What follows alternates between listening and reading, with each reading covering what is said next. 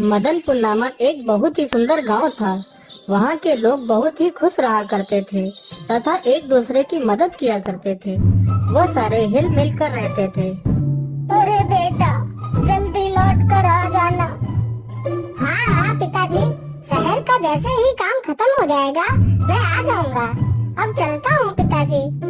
एक दिन की बात है, एक जादूगरनी उस गांव से गुजर रही थी।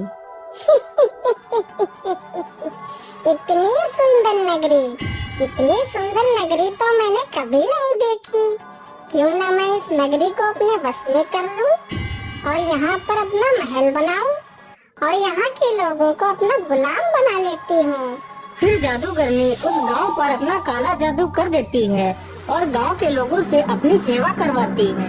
अरे ओ बुड्ढे, तू आज मेरे लिए आम के मीठे मीठे फल ले आ।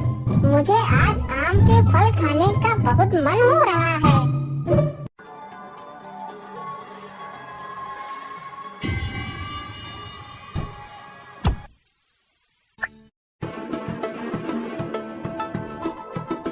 अरे पिताजी, देखो मैं आ गया।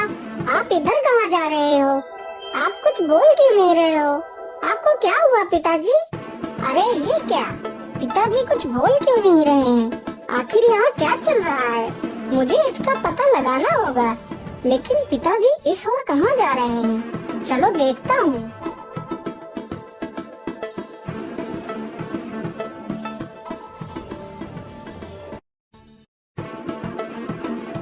अरे बुड्ढे, तू आम ले आया? चल रख दे इधर और दूसरा काम कर जाके। अरे यहाँ क्या चल रहा है? ये औरत कौन है? मुझे साधु बाबा के पास जाकर पूछना चाहिए। बाबा आंखें खोलो बाबा, बाबा मेरी मदद करो, बाबा उठो। क्या हुआ बेटा, तुम इतना शोर क्यों मचा रहे हो? तुम्हें क्या समस्या है?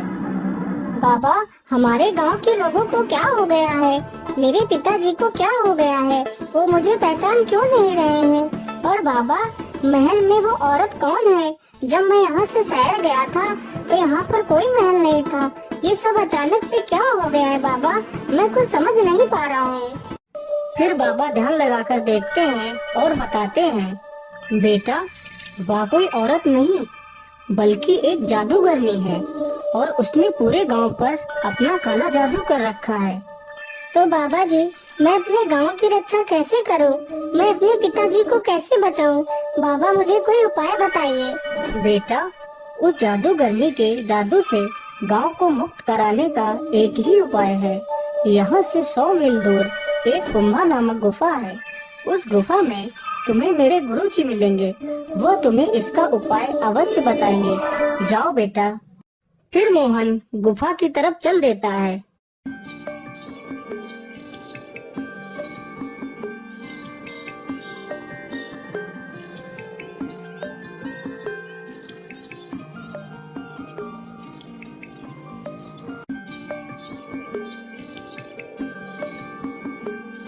मोहन गुफा में पहुंचकर साधु बाबा को सारी बात बताता है।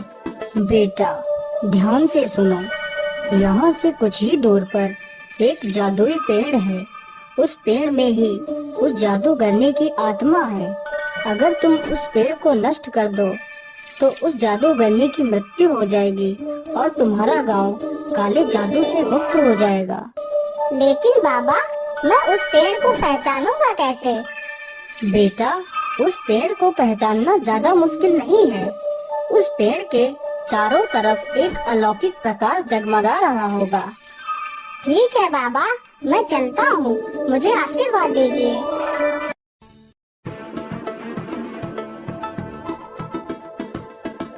मुझे लगता है कि वह जादुई पेड़ यही है जो बाबा ने बताया था। चलो जल्दी से मैं इसे काट देता हूँ। तभी जादूगरनी वहाँ पर आ जाती है। अरे मूर्ख, तू ये क्या कर रहा है? तू इस पेड़ को क्यों काट रहा है? तू इस पेड़ को मत काट, नहीं तो मैं तुझे मार डालूंगी। लेकिन मोहन उसकी एक नहीं सुनता है और पेड़ को काट देता है। पेड़ के नष्ट होते ही जादूगरनी का काला जादू समाप्त हो जाता है और जादूगरनी मर जाती है।